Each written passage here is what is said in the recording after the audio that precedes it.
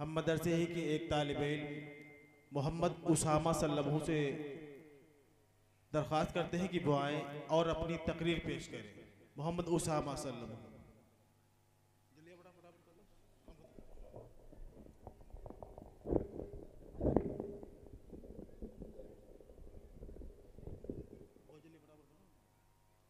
السلام علیکم ورحمۃ اللہ وبرکاتہ۔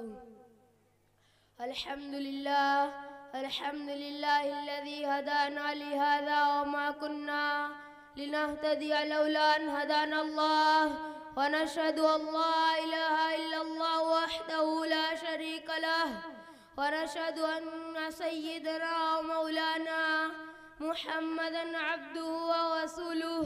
قال اللہ تعالی: اعوذ باللہ من الشیطان الرجیم، بسم اللہ الرحمن الرحیم۔ وَلَدَارُ الْآخِرَةِ خَيْرٌ لِّلَّذِينَ اتَّقَوْا أَفَلَا تَعْقِلُونَ۔ جناب صدر اور حاضرین مجلس، آپ حضرات کا شکر گزار ہوں کہ آپ نے دن کے اس خادم کو آخرت کے موضوع پر کچھ مفید باتیں کہنے کا موقع عنایت کیا، اور اگر آپ حضرات کا توسط نہ ہوتا تو میری باتیں دل و دماغ کے پردے میں ہی رہ جاتی اور اس نورانی مجلس تک میری رسائی بھی نہ ہو سکتی تھی۔ اس حاضری کی سعادت کے لیے دوبارہ شکریہ ادا کرنا اپنا اخلاقی فریضہ تصور کرتا ہوں۔ ابھی میں نے قرآن پاک کی ایک آیت کریمہ تلاوت کی، جس کا ترجمہ یہ ہے کہ یقیناً آخرت کا گھر پرہیزگاروں کے لیے بہتر ہے۔ کیا تم سمجھتے نہیں حضرات، جب آخرت کا تصور ہمارے سامنے آتا ہے تو کتاب اللہ کے صفحات، احادیث نبوی کے ابواب ہماری نگاہوں کے سامنے کھل جاتے ہیں، اور ان کی روشنی میں وہ ساری تفصیلات سامنے آ جاتی ہیں جو کتاب اللہ اور احادیث نبوی میں بیان کی گئی ہیں۔ وقت کی کمی سے مجبور ہوں، ورنہ موضوع کا تقاضا تو یہ تھا کہ ساری باتیں ترتیب اور تفصیل سے کہی جائیں تاکہ آخرت کا پورا نقشہ ہم سب کے سامنے آ سکے۔ پھر بھی اس محدود وقت میں آخرت سے متعلق کچھ باتیں عرض کرتا ہوں، امید ہے کہ اس سے ہمیں اور آپ کو فائدہ حاصل ہوگا۔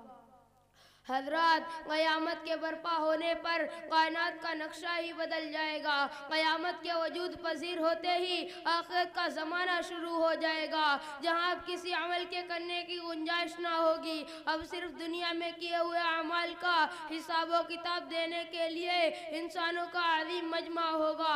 انسان مختلف گروہوں اور جماعتوں میں بٹے ہوں گے۔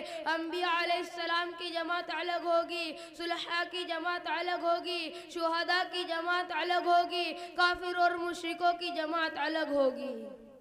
غرض انسان اس دن اس کے ساتھ ہوگا، اس کے ساتھ دنیا میں محبت کرتا تھا، اس کے ساتھ اس کا تعلق اور اس کی وابستگی تھی۔ خداوند قدوس کی بارگاہ میں سب کی حاضری ہوگی، اور کائنات کا مولا اپنے اختیار سے بندوں کے اعمال کے مطابق فیصلے فرمائے گا۔ کسی شخص پر ذرہ برابر ظلم نہیں کیا جائے گا، بلکہ ہر شخص کو اس کے اعمال کے مطابق بدلے عطا کرے گا۔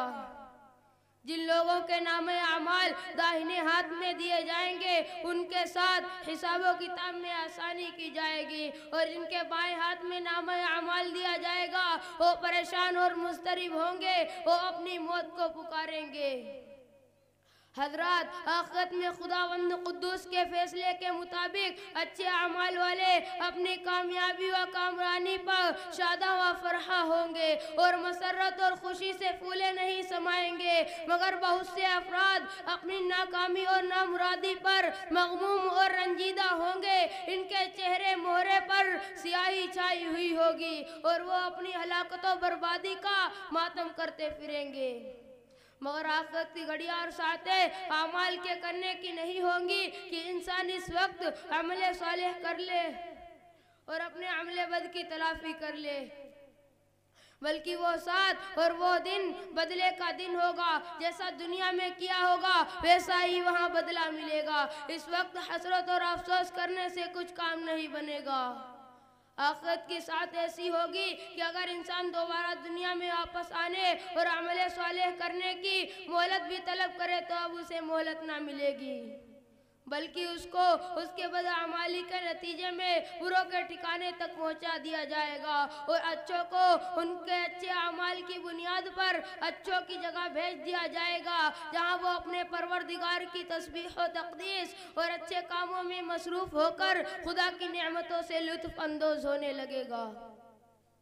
حضرات، دنیا آخرت کی کھیتی ہے، جیسا کہ مدنی آقا محمد عربی صلی اللہ علیہ وسلم کا ارشاد گرامی ہے، الدنیا مزرعۃ الآخرہ، چنانچہ جس نے دنیا میں اچھا عمل کیا ہوگا وہ آخرت میں اس کا بدلہ حاصل کر لے گا، اور جس نے دنیا میں برا عمل کیا ہوگا وہ آخرت میں اس کا صلہ پائے گا۔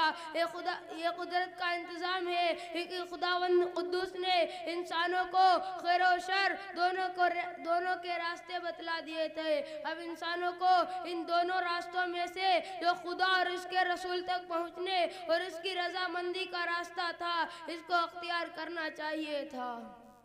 اگر خدا اور اس کے رسول کے راستے کے علاوہ کسی نے ابلیس اور اس کے لشکروں کے راستے کو اختیار کر کے گمراہی اور ضلالت کی راہ پر گامزن ہو گیا تو کسی اور کا اس میں کیا قصور؟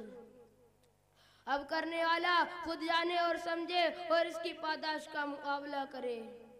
حضرات، ایک اور قابل ذکر بات یہ ہے کہ دنیا کی طرح آخرت میں طاقت و قوت، دولت و ثروت اور سفارش کچھ کام نہیں آئے گی۔ یہ سب چیزیں دنیا میں تو کام کر جاتی ہیں، مگر آخرت میں ان میں سے کچھ کام نہ دے گا، کیونکہ اس دن سارے اختیارات اور سارے احکام خداوند قدوس کے ہاتھ میں ہوں گے، مگر ہاں الا من اذن له الرحمن کے تحت خدا جو چاہے کرے، اس کو ہر چیز کا اختیار حاصل ہے۔ خدا کو یہ بھی اختیار ہے کہ جس کو چاہے معاف کر دے اور جس کو چاہے پکڑ لے، کیونکہ وہ معاف کرنے والا اور زبردست گرفت کرنے والا بھی ہے۔ لہٰذا ہم سب کے لیے ضروری ہے کہ اس دن کے آنے سے پہلے ہم ایسے اعمال کریں جو سرخ روئی کے حصول کا سبب ہوں، اور ایسے اعمال سے اجتناب کریں جو آخرت میں ذلت و نکبت اور رسوائی کا باعث ہوں۔ اللہ تعالی ہم سب کو اچھے اعمال کرنے کی توفیق عطا کرے اور آخرت میں کامیابی و کامرانی سے سرفراز کرے، آمین یا رب العالمین، وما علینا الا البلاغ۔